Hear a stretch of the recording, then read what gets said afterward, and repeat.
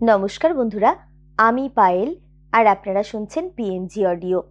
এখন আমি আপনাদের পড়ে শোনাচ্ছি প্রভাত কুমার মুখোপাধ্যায়ের লেখা গল্প হিমানি। আজকের গল্প শুনতে আপনাদের কেমন লাগলো নিচে কমেন্ট করে জানান। আর যেসব বন্ধুরা এখনো সাবস্ক্রাইব করেননি তাদের যদি নিত্য নতুন স্বাদের বাংলা অডিও স্টোরি শুনতে ভালো লাগে তাহলে চটপট সাবস্ক্রাইব করুন পিএমজি অডিও। আর আপনাদের ভালো লাগার গল্পগুলো শেয়ার করে নিন পরিচিত বন্ধুবান্ধব বা আত্মীয় স্বজনের সঙ্গে যারা আপনার মতোই বাংলা অডিও স্টোরি শুনতে ভালোবাসেন। শুরু করছি আজকের গল্প হিমানি। মণিভূষণ আজ হিমানির কাছ থেকে চিরদিনের জন্য বিদায় নিতে এসেছে। হিমানির বাবা কালিদাস মিত্র খ্রিস্ট ধর্মাবলম্বী, কলকাতার একটি প্রসিদ্ধ মিশনারি কলেজের অধ্যাপক। মণিভূষণ আজ 5 বছর যাবৎ এই কলেজেরই ছাত্র। কলেজে মণিভূষণের মতো প্রতিভাসম্পন্ন ছাত্র দুটো ছিল না। যেমন তার মেধা তেমনি বুদ্ধি। তার উপর আবার ঈশ্বর তাকে প্রচুর দেহ সৌন্দর্যের অধিকারী করে মণিকাঞ্চন যোগ সাধন করেছিলেন। অধ্যাপক মিত্র মণিভূষণকে অত্যন্ত স্নেহ করতেন। মণিভূষণ তার বাড়িতে সবসময় যাতায়াত করত। অনেকবার চা খাওয়ার জন্য নিমন্ত্রিত হয়ে রাত্রি 10টা পর্যন্ত সে গুরুগৃহে কাটিয়ে গেছে। অধ্যাপকের পরিবারের সব স্ত্রী পুরুষের সঙ্গে সে অবাধে মিশতে পারত। মণিভূষণ সুকণ্ঠ গায়ক, ছবি আঁকায় নিপুণ, চমৎকার করে ইংরেজি ও বাংলা কবিতা আবৃত্তি করতে পারে। এই সমস্ত গুণের জন্য সে সবারই স্নেহভাজন হয়ে উঠেছিল। কিন্তু সে যে সর্বনাশ করে বসে আছে। নিজের পায়ে নিজেই কুড়ুল মেরেছে এবং অন্যের পায়েও মেরেছে। দিনে দিনে অল্প অল্প করে সে অধ্যাপকের কুমারী মেয়ে হিমানির হৃদয় অধিকার করেছে এবং নিজেও হিমানিকে ভালোবেসে মরেছে। মণিভূষণ হিন্দু। তার বাবা মা আত্মীয় স্বজন সকলেই গোঁড়া হিন্দু। তাতে সে আবার বিবাহিত। খ্রিস্ট ধর্ম অবলম্বন করে যে হিমানিকে বিয়ে করবে সে পথও বন্ধ। সে যে বিবাহিত তা এই পরিবারে কারোরই অজানা ছিল না। হিমানিও তা প্রথম থেকেই জানত। তাদের পরিণয় অসম্ভব জেনেও কেন তারা যে পরস্পরকে ভালোবাসতে আরম্ভ করল, কেন যে সেই ভালোবাসা অঙ্কুরে বিনাশ না করে মনের মধ্যে পরিপুষ্ট পল্লবিত মঞ্জরিত করে তুলল, আমি তার কি সদুত্তর দেব। দুজনের মনোভাব যখন ক্রমে বিপজ্জনক অবস্থায় পরিণত হলো, যখন কানাকানি হলো, তখন সেই প্রবীণ অধ্যাপক ও তার স্ত্রী কি উপায় হবে এই পরামর্শ করতে বসলেন। এদেরকে চিরদিনের জন্য বিচ্ছিন্ন করে দেওয়া ছাড়া আর কোনো উপায় দেখা গেল না। অধ্যাপক মিত্রের অন্তঃকরণ বড্ড কোমল ছিল। তিনি জলভরা চোখে মণিভূষণকে পরামর্শের কথা জানালেন। মণিভূষণ বুদ্ধিমান, বলা মাত্রই সম্মত হলো, কিন্তু বলল, যা হবার তো হয়েই গেছে। একবার হিমানির কাছ থেকে জীবনে শেষবার বিদায় নেওয়ার অনুমতি দিন। তার মিনতিপূর্ণ শকাতর চোখ দুটো দেখে অধ্যাপক না বলতে পারলেন না। তাকে রাজি হতে হলো। তাই আজ সন্ধ্যার আগে মণিভূষণ এসে সযত্নে রাখা হিমানির ফটোগ্রাফখানা, তার হাতে লেখা 4-5টা চিঠি, সাধারণ নিমন্ত্রণপত্র, হিমানির উপহার একটি অত্যন্ত শুকনো ফুলের গোছা এবং একখানা কবিতার বই, এই সমস্ত প্রাণের চেয়েও প্রিয় জিনিসগুলো হিমানির বাবার হাতে সমর্পণ করে হিমানির সঙ্গে শেষবার দেখা করতে চলল। আজ পুরো দিন হিমানি একা নিজের ঘরে রয়েছে। একটু দূরে টেবিলে তার খাওয়ার পড়ে। তার শরীর উষ্ণ, চোখ দুটো রক্তবর্ণ ধারণ করেছে, গালের মধ্যে চোখের জল। মণিভূষণ অত্যন্ত সংকুচিত পায়ে তার ঘরে ঢুকল।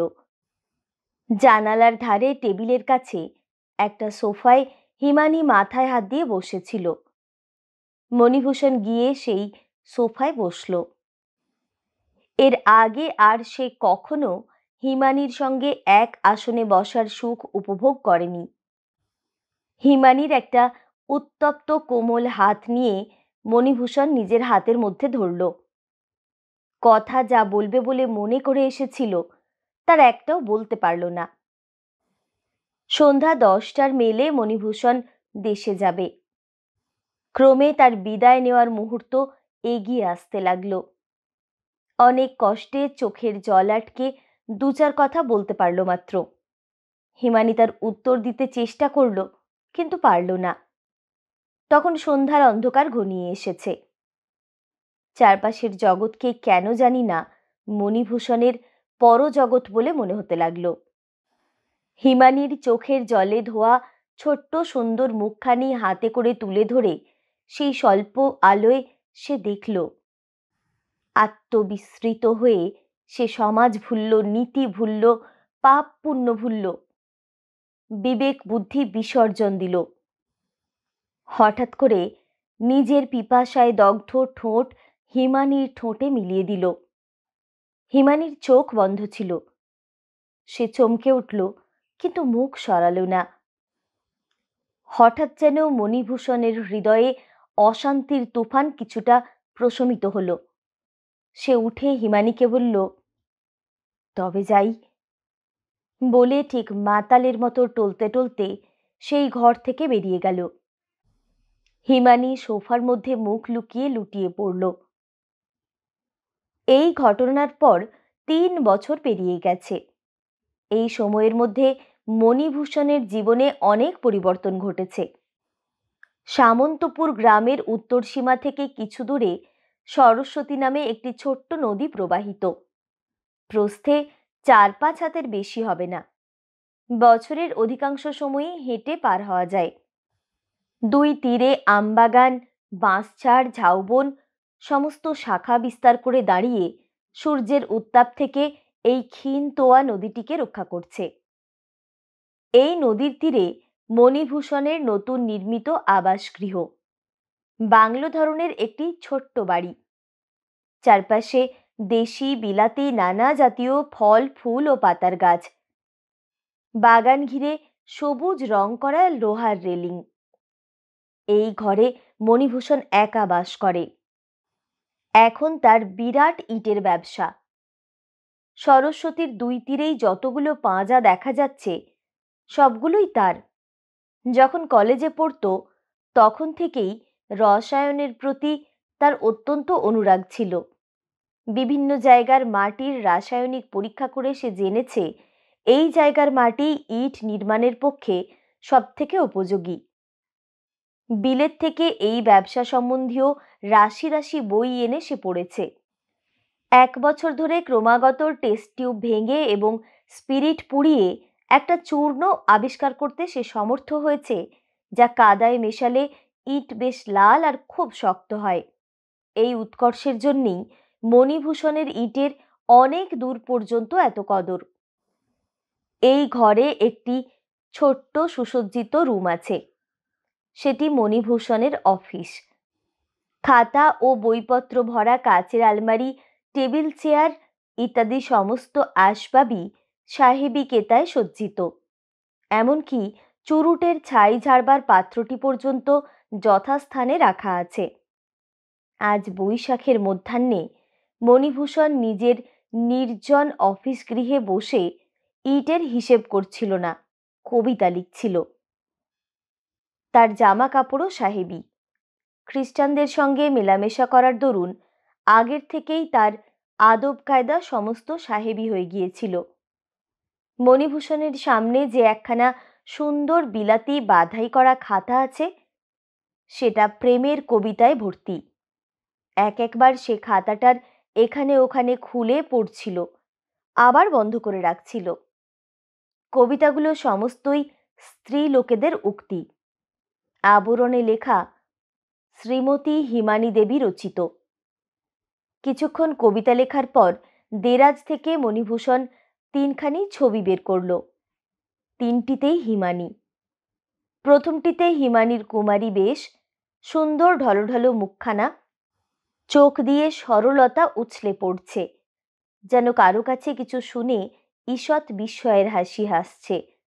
দ্বিতীয়টিতে হিমানি বিয়ের সাজে সজ্জিতা, মুখে সলজ্জ রক্তিম হাসির আভা ফুটে উঠেছে, চোখ দুটো নিচু।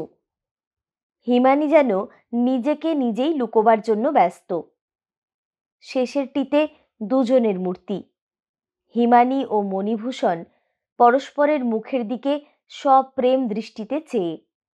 সেই দৃষ্টিতে অতৃপ্তি, মোহ ও চাঞ্চল্য মাখানো একটা ভাব নিপুণতার সঙ্গে চিত্রিত। যদি কেউ মনে করে থাকেন যে হিমানির সঙ্গে মণিভূষণের বিয়ে হয়ে গেছে, তবে তিনি ভুল করছেন। কলকাতা ছাড়ার পর থেকেই মণিভূষণ হিমানি অথবা তার বাবা মার কোনো খবর পায়নি এবং নেয়ওনি। হিমানি বেঁচে আছে কি মরে গেছে তাও সে জানত না। মণিভূষণ এখন একটা বিষম মনোব্যাধিতে আক্রান্ত। ডাক্তাররা একে মনোম্যানিয়া বলেন। এক রকমের পাগল আর কি, পুরোপুরি পাগল নয়। এ ব্যাধি যার হয় তার কেবল একটা কোনো নির্দিষ্ট বিষয়ে মনের বিকার ঘটে, আর সমস্ত বিষয়ে তার মন সম্পূর্ণ অবিকৃত থাকে। এর আগের ইতিহাস একটু বলার দরকার।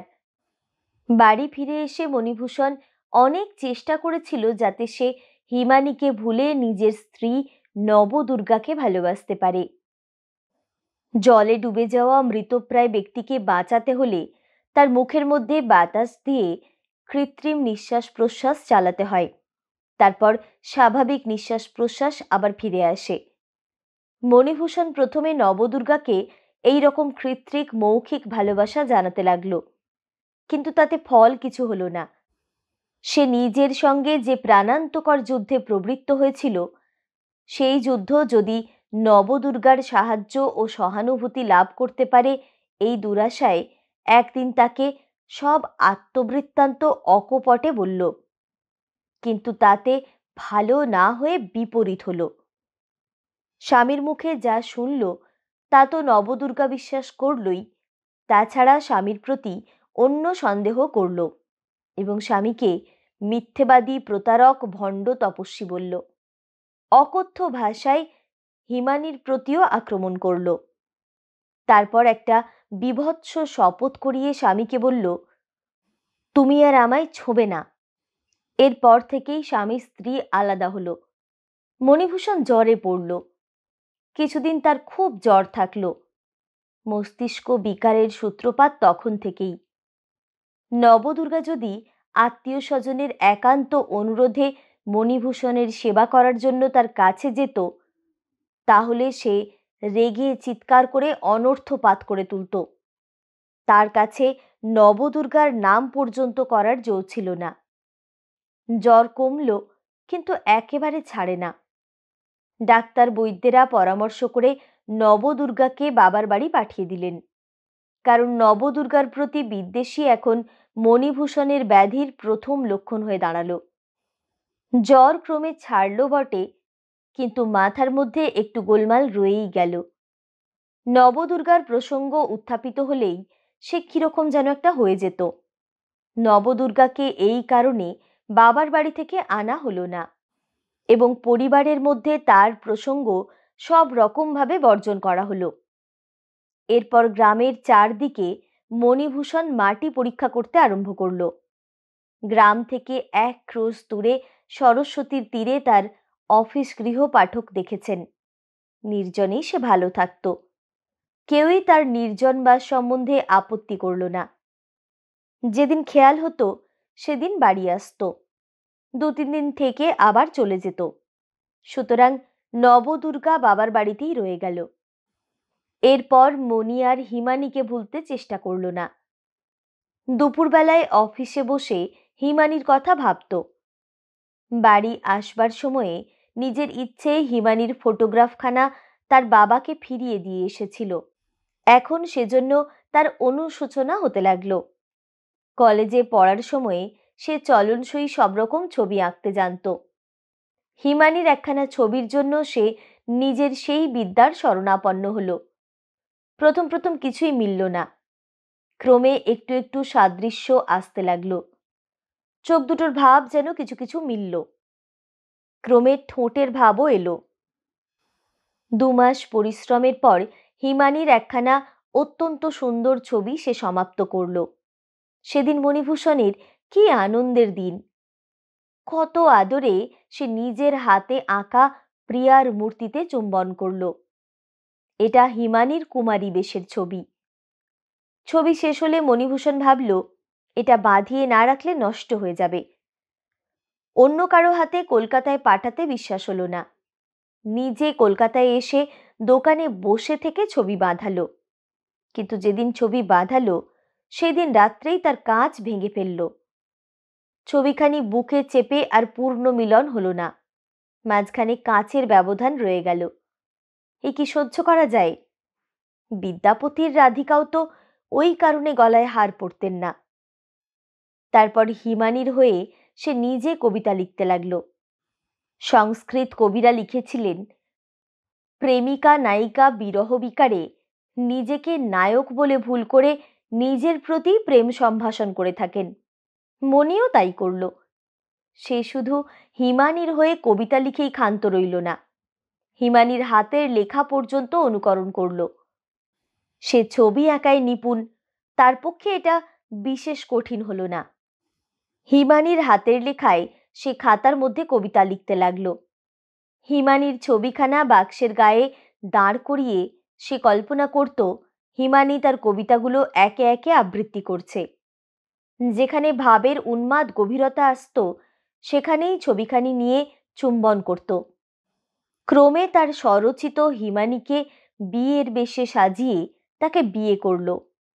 পাগল আর কাকে বলে! এইরকম করে 3 বছর কেটেছে। আজ সে তার নির্জন অফিস ঘরে কবিতা লিখছিল। বেলা 1টা থেকে আকাশে মেঘ করেছে। কিছুক্ষণ পর ধুলোয় চারিদিক ঢেকে ঝড় উঠল, খুব ঝড়। মণিভূষণের ঘরের উপরে টিনের ছাদ পর্যন্ত কাঁপছে। সে একবার বেরিয়ে এসে আকাশের দিকে চাইল। জল আসতে দেরি নেই। ফিরে এসে চেয়ারে বসল। দুপুরের মেঘাচ্ছন্ন আলো ঠিক সন্ধ্যের মতো দেখাচ্ছিল। জানালার কাঁচের মধ্যে দিয়ে মণিভূষণ প্রকৃতির উন্মাদনা দেখতে লাগলো। হঠাৎ দেখল তার কম্পাউন্ডের ভেতর বাগানে একটি স্ত্রী মূর্তি।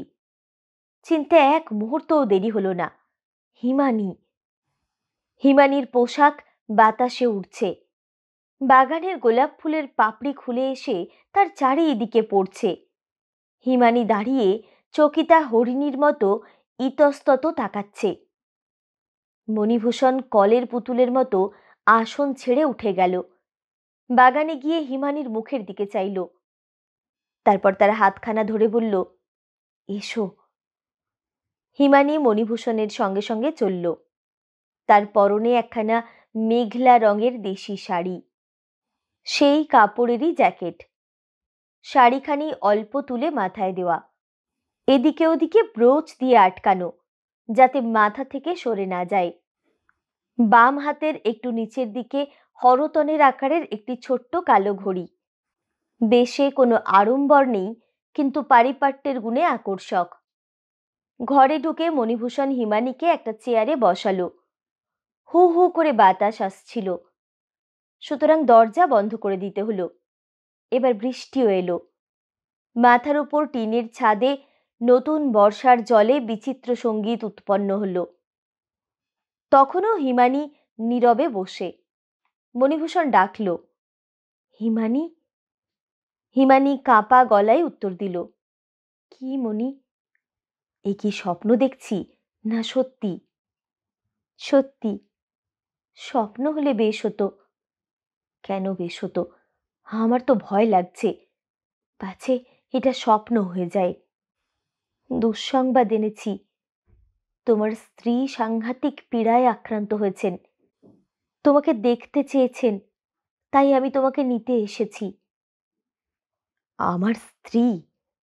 আমার স্ত্রীর খবর তুমি কেমন করে জানলে? কৃষ্ণনগর থেকে এসেছি। কৃষ্ণনগর? কৃষ্ণনগরে কি করতে গিয়েছিলে? হিমানি তখন সংক্ষেপে আগের কথা বলল, তুমি কলকাতা ছেড়ে চলে যাওয়ার 3 মাস পরে বাবা হঠাৎ মারা যান। শোকে সান্ত্বনা পাওয়ার জন্য মা যীশুখ্রিস্টের কাজে নিযুক্ত হয়েছেন। কৃষ্ণনগরে যে জেনানায় মিশনগুলি আছে তিনি তার কর্ত্রী। আমিও তার কাছে থেকে চিকিৎসায় সাহায্য করি। এই 2 বছর আমরা কৃষ্ণনগরে। শুনে মণিভূষণ বলল, আমার স্ত্রীর পীড়ার খবরকে দুঃসংবাদ কেন বলছো? আমার স্ত্রী যতদিন বেঁচে থাকবে ততদিন তার জীবন দুঃখময়, আমারও তা। হিমানি বলল, ছি মণি, ও কথা মুখে এনো না। স্বর্গে ঈশ্বর আছেন, তিনি এটা শুনলে কি মনে করবেন? আমি তোমার কথায় লজ্জা পাচ্ছি। মণিভূষণ কিছুক্ষণ চুপ করে রইল, তারপরে বলল, দুটো প্রাণীকে চিরপিপাসায় দগ্ধ করা কি ঈশ্বরের মতো কাজ? হিমানি বলল, ছি মুনি, ও কথা বলো না। ঈশ্বরের ওপর বিচার করার অধিকার আমাদের নেই। তাছাড়া কেন তুমি ভুলে যাও যে তুমি বিবাহিত এবং তোমার স্ত্রী বর্তমান? মণিভূষণ বলল, সত্যিই বলেছ হিমানি, আমার স্ত্রী বর্তমান এবং তিনি এই ঘরেই আছেন। দেখবে, তোমাকেও ঠিক আমার স্ত্রীর মতো দেখতে, তাই ভুল করেছিলাম। হিমানি ভয় ও বিস্ময়ের সঙ্গে মণিভূষণের মুখের দিকে চাইল। তার উন্মাদ ব্যাধির কথা সে আগেই শুনেছিল। মণিভূষণ ছবি 3টে বের করে হিমানির হাতে দিল। হিমানি অনেকক্ষণ ধরে সেই অল্প আলোয় ছবিগুলো দেখল। অন্যদিকে মুখ ফিরিয়ে গোপনে 2 ফোঁটা চোখের জল ফেলল। তারপর মনে মনে ভাবল, মানুষের জন্মের চেয়ে ছবি জন্ম অনেক ভালো। শেষকালে ছবিগুলো ফিরিয়ে দিয়ে বলল, এ তুমি কোথায় পেলে? মণিভূষণ উত্তর দিল, তুমি দিয়েছিলে মনে নেই? আমার বুকের ভিতর রাখা ছিল, তিল তিল করে বের করেছি। আর হিমানি পারল না। ঝরঝর করে চোখের জল বেয়ে তার মুখ ভাসিয়ে দিল। মণিও কাঁদল। হিমানি একটু সুস্থ হয়ে বলল, মণি, এতদিন তবে কি করলে? মণিভূষণ বলল, তুমি বা কি করলে? হিমানি বলল, আমি যে কি করেছি তা ঈশ্বরই জানেন। মণিভূষণ বলল, আমিও জানি, এই দেখো। বলে কবিতার খাতাখানি হিমানির হাতে দিল। হিমানি দেখল তারই হস্তাক্ষর। পড়ল, তার মনের কথাই বটে। মণিভূষণকে একটা কথা বলতে যাচ্ছিল, কিন্তু তক্ষুনি তার আত্মগ্লানি এসে তার গলা চেপে ধরল। ভাবল, এ কি করছি? নবদুর্গার মঙ্গল আমার হাতে, কিন্তু আমি যে তার সর্বনাশ করার উপক্রম করছি। নেভানো আগুন আবার জ্বালতে বসেছি। তখন বৃষ্টি থেমেছে, আকাশও পরিষ্কার।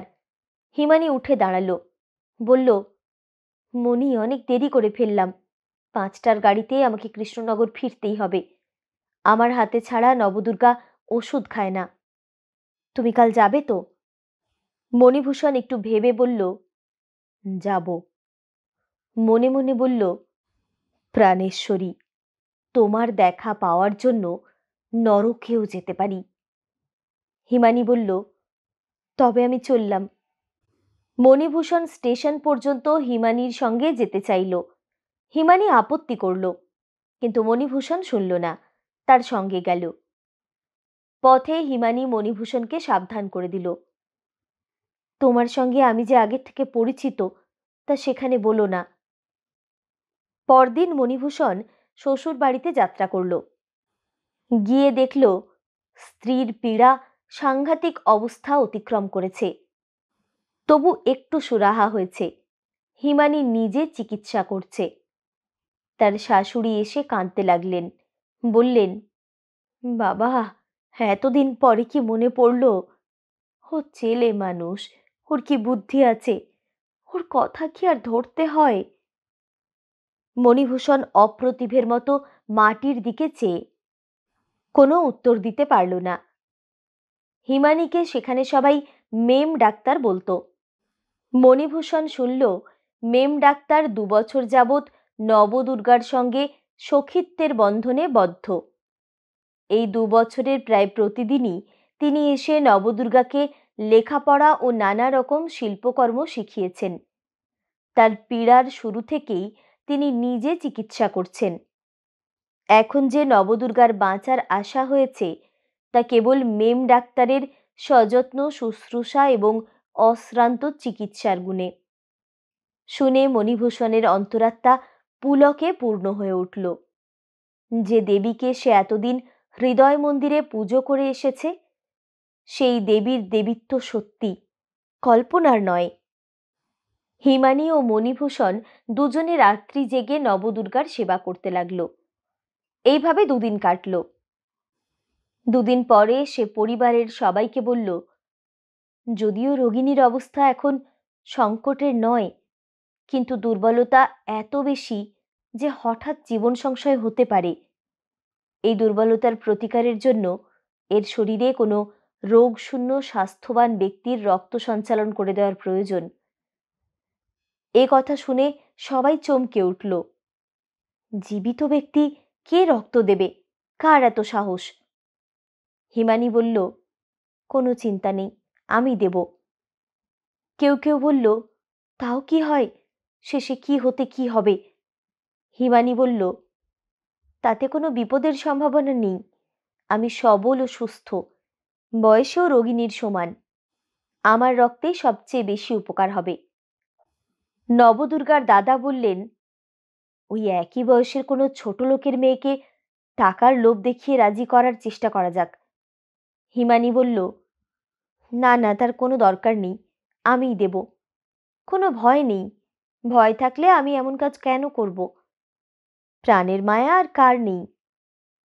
লোকে মনে করল, তাও তো বটে, ভয় থাকলে রোগীর জন্য কেন ডাক্তার এত করতে যাবে? তার কি গরজ? চিকিৎসায় হিমানীর বেশ পসার ছিল। তার ব্যবস্থা সম্বন্ধে কারো কিছু সন্দেহ হলো না। নবদুর্গার মা শেষে বললেন, যা তুমি ভালো বোঝো করো বাছা, কিন্তু যেন কোনো বিপদ ঘটিও না। পাড়ায় একজন নতুন পরীক্ষা উত্তীর্ণ নেটিভ ডাক্তার ছিল। হিমানী তাকে ডেকে পাঠালো। প্রক্রিয়ার সময় একজন চিকিৎসকের সাহায্য প্রয়োজন। সকলে বলল, যদি সাহায্যেরই প্রয়োজন তবে সাহেব ডাক্তার আনানো যাক। ও অভিজ্ঞতাবিহীন ডাক্তারকে কি বিশ্বাস? হিমানী বলল, বিশেষ কিছুই করতে হবে না, কেন বৃথা অর্থব্যয় ও বিলম্ব করবেন?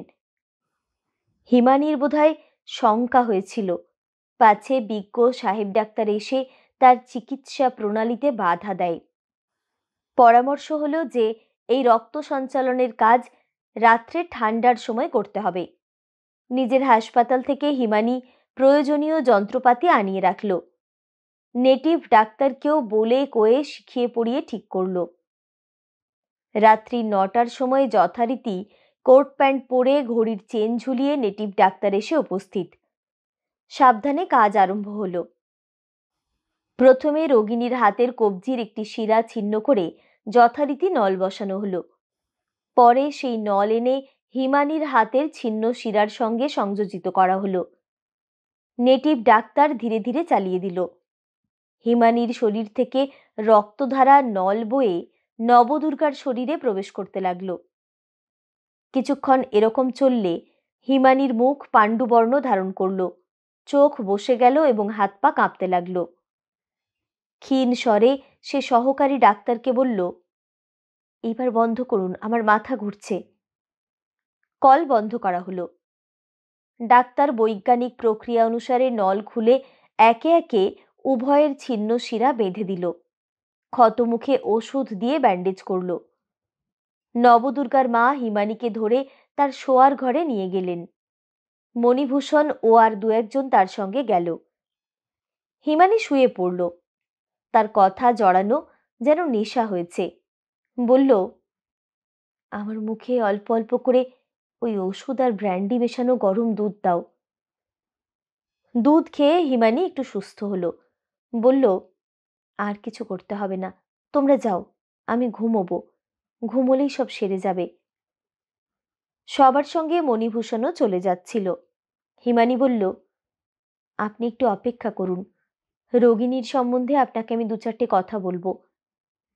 সবাই চলে গেল।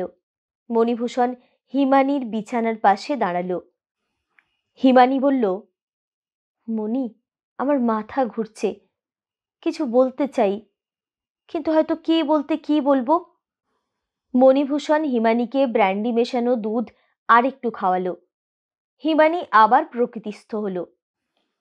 সে রাত্রিতে পূর্ণিমা ছিল। বাইরে জ্যোৎস্নায় প্লাবিত চারিদিক। কিছুটা জ্যোৎস্না জানালা দিয়ে এসে হিমানির বিছানার ওপরেও পড়েছে। নারকেলের পাতা কাঁপিয়ে এক একবার ঝিরঝির করে বাতাস বইছে। হিমানি বলল, মণি, আমি ভেবেছিলাম আমার নারী জন্ম বিফল হবে, কিন্তু এখন তা কিছুটা সফল করতে পারলাম মনে হচ্ছে। তুমি যদি ব্যাঘাত না দাও তবেই হয়। মণিভূষণ বলল, সেটা কি হিমা, আমি কেন ব্যাঘাত দেব? হিমানি জড়ানো জড়ানো কথায় ধীরে ধীরে বলল, দেখো, আমার শরীরের যা সার পদার্থ, রক্ত, তা আমি নবদুর্গাকে দিলাম। ওর আত্মা নিয়ে যদি আমার আত্মাটাও ওকে দিতে পারতাম, তাহলে সম্পূর্ণভাবে ওই তোমার হিমানি হতে পারত। মণিভূষণের চোখ দিয়ে জল বেরিয়ে এলো। হিমানি বলল, মণি, আমার কি নেশা হয়েছে? আমি যেন কত কি দেখছি, শুনছি, ভারী আশ্চর্য, ভারী চমৎকার, যেন ঈশ্বর আমাকে নিয়ে যেতে এসেছেন, দেবদূতেরা এসেছে। আমি তো যাব না, নবদুর্গা যাক। মণিভূষণ বলল, হিমা, তুমি অমন করছো কেন? আর একটু দুধ দেব? হিমানি আবার দুধ খেলো, আবার একটু সুস্থ হয়ে বলল, কতগুলো কি সব স্বপ্ন দেখছিলাম, কিন্তু বড্ড চমৎকার স্বপ্ন। দেখো মণি, আমি যেন নবদুর্গা হয়েই জন্মেছিলাম, আর তোমার সঙ্গে আমার বিয়ে হয়েছিল। আমি যদি নবদুর্গা হয়ে জন্মাই, তবে কি তুমি আমাকে এমনিই ভালোবাসবে? মণিভূষণ বাষ্পাকুল স্বরে বলল, হ্যাঁ হিমা, এমনিই ভালোবাসবো। হিমানি বলল, তবে কাল সকালে আমার আত্মা নবদুর্গার সঙ্গে বিনিময় করব। এই সময়ে রাত্রির নিস্তব্ধতা ভেঙে দূরে কোন একজন হিন্দুস্তানি গলা কাঁপিয়ে গান গেয়ে উঠল। হিমানির কানে এই গান এসে পৌঁছল। সে জেগে উঠল। জ্যোৎস্নার অল্প আলোয় মণিভূষণের ম্লান মুখখানির দিকে চাইল। মণিভূষণ তখন হিমানিকে নিদ্রাতুর দেখে যাওয়ার উদ্যোগ করছিল। হিমানি ডাকল, মণি। মণিভূষণ এই সোহাগের গলায় উত্তর দিল, কি হিমা? হিমানি বলল, মনে পড়ে। মণি হিমানির মুখের দিকে চাইল। হিমানি বলল, সেই একদিন কলকাতায় যেদিন তুমি আমাকে ফেলে এসেছিলে। সেই হিন্দুস্থানি তখনও গলা কাঁপিয়ে বারবার গান গাইছে, সুখ সাগর মে আইকে না যাইও রে প্যাসা। মণিভূষণের মনে পড়ল। সঙ্গে সঙ্গে একটা সুগভীর দীর্ঘ নিঃশ্বাস পড়ল। হিমানি বলল, আমার বড্ড ঘুম পাচ্ছে। সেদিন যাওয়ার সময় যা দিয়েছিলে তাই দিয়ে যাও। মণিভূষণ হিমানির বিবর্ণ শীতল ঠোঁটে একটি প্রগাঢ় চুম্বন করল। হিমানি বলল, সেবারে দুজনেই মনে করেছিলাম এই দেখাই শেষ দেখা, কিন্তু আবার দেখা তো হলো। সেদিনের বিদায় চুম্বনের যা গুণ ছিল, এটিতেও যেন তাই থাকে। আবার যেন দেখা হয়। আমার ঘুম পাচ্ছে, এখন তুমি যাও। মণিভূষণ বাইরে বেরিয়ে গেল। হিমানিকে একা রেখে এসে তার মনে নানা রকম আশঙ্কা হতে লাগলো। ভেবেচিন্তে সে তার শালার স্ত্রীকে হিমানির শোয়ার ঘরে পাঠিয়ে দিল। তিনি গিয়ে দেখলেন হিমানির বিছানা রক্তে ভেসে গেছে। বুকে হাত দিয়ে দেখলেন হৃদস্পন্দনও থেমেছে, নিঃশ্বাসও বইছে না। চিৎকার করে ছুটে তিনি বাইরে গেলেন। সবাই এলো। ডাক্তার এলো, আলো জ্বলল। পরীক্ষা করে ডাক্তার বলল, কি সর্বনাশ! ইনি ব্যান্ডেজ খুলেছেন, শিরার মুখ ছিঁড়ে দিয়েছেন, শরীরে যা রক্ত অবশিষ্ট ছিল তা বেরিয়ে গেছে। এ তো ইচ্ছাকৃত আত্মহত্যা। মণিভূষণের পাগলামি ব্যাধি আরো বেড়েছে, কিন্তু সেই ব্যাধিতেও একটা সুলক্ষণ দেখা যায়। স্ত্রীর প্রতি তার মন আশ্চর্যভাবে ফিরে গেছে। এখন সে স্ত্রীকে হিমানি বলে ডাকে।